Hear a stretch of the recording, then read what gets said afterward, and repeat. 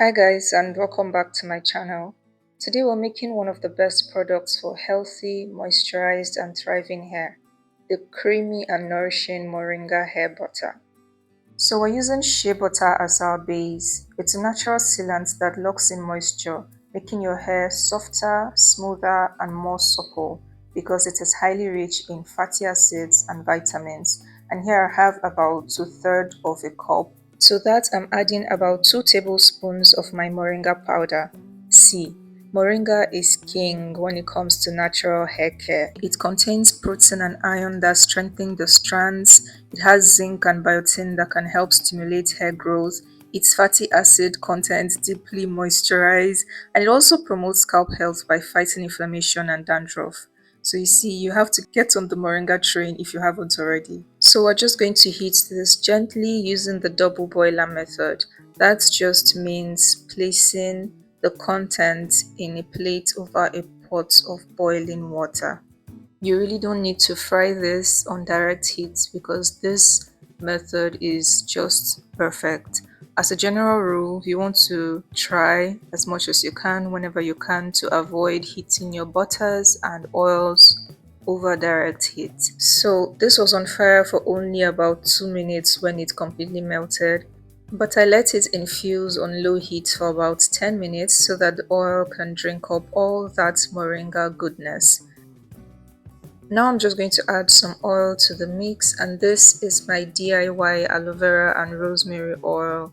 I'm adding 3 tablespoons of this oil to the mix because it will benefit both my hair and scalp, with aloe vera providing moisture and soothing properties, and rosemary, which is believed to stimulate the hair follicles for growth. So you see that this right here is green gold. After stirring that in nicely, there's no need to leave it on fire for much longer, really. So I'm just going to take it off the heat and let it cool for a bit, just until it is safe to handle. You don't want to let it sit for too long so it doesn't turn into butter, making it difficult to strain. Remember that this is actually melted butter. And now to strain this, I'm just going to use a clean wig cap to separate the powder from the butter. And this is going to keep the final product smooth and silky.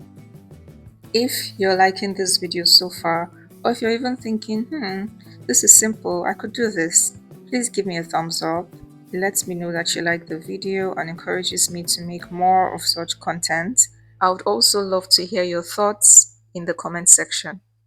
Now, this is my lemongrass and rosemary essential oil, which improves scalp health, reduces dandruff, strengthens hair follicles, and promotes growth through increased circulation. And I'm adding a few drops for all these benefits and for scent.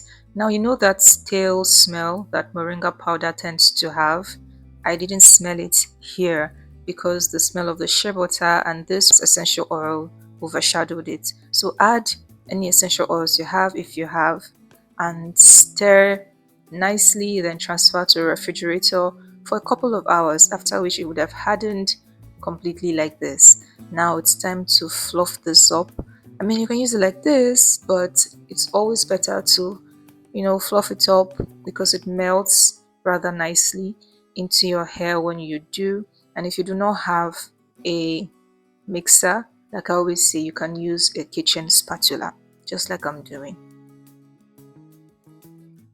This will take a couple of minutes, but you want to just whip this up nicely until it is soft, creamy and beautiful, just like frosting.